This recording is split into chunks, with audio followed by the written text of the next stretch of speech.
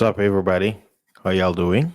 This is Fasting is Life, and I'm back again with another news. Thank you guys for all your support.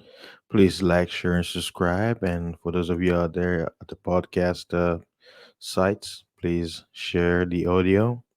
And if you want to look at the images that I have, please come to my YouTube channel, Fasting is Life, and also my backup channel, Fasting is Live. All right, let's get into this. This is going to be a quick video. And later on tonight, when I'm up after sleep and then I'm back to tracking again tomorrow morning. Well, when I say tomorrow morning, it's probably gonna be around like 2 a.m., 3 a.m. I'm gonna have a live show where I'm gonna get more deep into this subject, and I'm probably gonna have a guest on. And anybody out there who wants to have a conversation about this topic is sure welcome to come to. And then this news was conveyed to me from brother was a spiritual logic, aka Hawk, and he heard it from another YouTuber that I've known for years, Dabu7, and basically from his report, it was mentioned that the Clinton emails had a particular subject. Let me see. It says Clinton emails contain an entry asking about Gilgamesh and buried Nephilim. And I'll have the link to the government website that actually has you can search. And I also have to, you can look at his video where he gives you how to get it. And the link, basically, the first option is going to say Department of State. And then when you click on it, it's going to be a PDF. And then you're going to go to page 470. I'll repeat, go to page 470 and then just look in the middle paragraph. You will see a section where it's going to be a sentence requesting to resurrect it and stuff like that. Let me show you. I have the display of how the message look like here. Hold on a second. This is what it says. You see on the screen right there. So I basically cropped it the section. When you look at the page, it says requesting documents pertaining to the resurrection chamber of Gilgamesh, the location of his body, and the location of the buried Nephilim. Now, some of the people when they're reporting, they're just talking about this. Oh, they found the location of the Nephilim, right, where he's buried. But I didn't really care about the keyword that got my attention is the resurrection chamber. That's why a lot of people are not talking about, right? So I just wanted to show you guys that so you guys have an idea. And look, it says that the case is closed. You notice the other one says it's open. This is closed. Why is it closed? I don't know. I'm just reporting to news. And this statue is claimed to be of the Nephilim in the tablets. And here's another image from antiquities in stones. And here's another image. Notice this is a lion that he's holding. And look at his body. The lion looks like a cat, or better yet, he look the cat. I mean, the lion looks like a big dog next to him. So, where was this a fictional character or what was it fantasy? You know, look at here's another one. Look at the lion's head and look at his head. But we know a lion compared to humans, a lion is big, right? But look at the lion's body compared to this guy, right? This is a statue, and Samaria. This was I saw a picture online, so I just wanted to show you Samaria. It's talking about civilization, but here's a image of a giant bones that they found. Now, whenever you start looking for this kind of image, it's very hard to find, and that's why it leads speculations that these are fake news, it's not real, right? But they can find supposedly bones of dinosaurs and stuff like that and claim, oh, this is that. I'm like, well, what about giants? Oh no, we're not sure. But anywho, the Bible does talk about giants. Basically, giants came to be after the fallen angels, a group of angels who rebel. They came down, took human forms, and had sexual intercourse with women, with mankind, women, and they began to breed giants. And not only that, some of those fallen, they began to uh, have relations with animals, and out of that union, they begin to create monsters and stuff like that. So the whole story about Noah's flood and all that, the Most High wanted to destroy that new, what you call a new race, a new hybrid race that he never created or he never intended to come to reality. So that union is why he had to destroy the earth. And the story about the clash of the titans, in Greek mythology and all that stuff, they've told all of us that it's a myth. It's not real. It's just a made up story. But according to the Bible, all those stuff are real. Yes, the rhetoric or how the story goes may be quote unquote different, but even they say even in myths there is some truth, right? It talks about the gods fighting to look, and then in the book of Enoch it tells you about the clash between the Nephilim, different families of Nephilim, where the Most I say the punishment of the he sent Enoch to judge the fallen angel. Says that you can never go back to heaven, and for the sins that you've done, you're gonna watch your children kill each other, and that's what started the wars. Because if that war didn't happen, what will happen is they will have grown out of proportion and basically kill the mankind race. And the most I was gonna happen.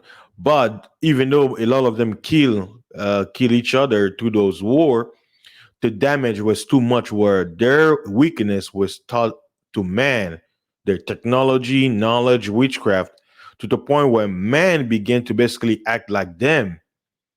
And the Most High say, well, you know what? I gotta save. So he chose the bloodline of Noah to basically say, hey, I'm choosing you amongst everybody to build this ark where I want to save my creation so they can make it after I destroy all these weakness from the face of the earth.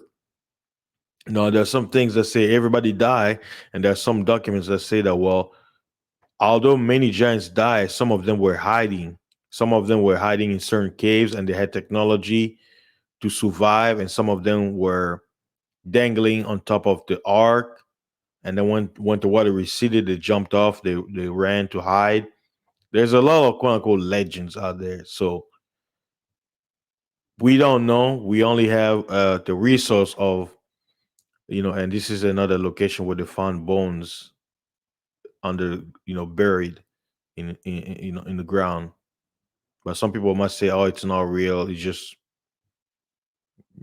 like I say, people have their own opinion, just like we. And about the irony is when we have an opinion based on what other people present, like a counter argument, they'll be like, "How can you argue with this fact?" I'm like, "Well, how do you know what you're telling us is real? Just like you tell us, how do you know what we're telling you is real? Everybody's gonna side with their opinion. But I just wanted to make a quick video to mention about this. Uh, as you notice, I didn't want to put the whole Hillary in the title. I just wanted to focus more on the historical record, the Gilgamesh body found in Iraq.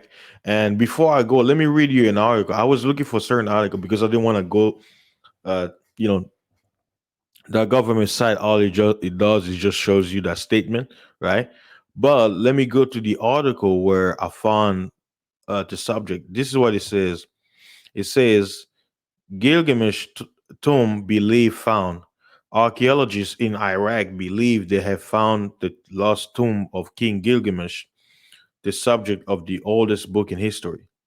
The Epic of Gilgamesh, written by a Middle Eastern scholar 2,500 years ago before the birth of Christ, commemorates commemorated the life of the ruler of the city of Uruk, from which Iraq gets its name. Now, a German led expedition has discovered what is thought to be the entire city of Uruk, including where the Euphrates once flowed, the last resting place of its famous king. I don't want to say definitely it was the grave of King Gilgamesh, but he looks very similar to that described in the epic. Georg Fassbinder of the Bavarian Department of Historical Monument in Munich told the BBC World Service Science in Action program. In the book, actually set a set of inscribed clay tablets, Gilgamesh was described as having been buried under the Euphrates in a tomb apparently constructed when the waters of the ancient river parted following his death.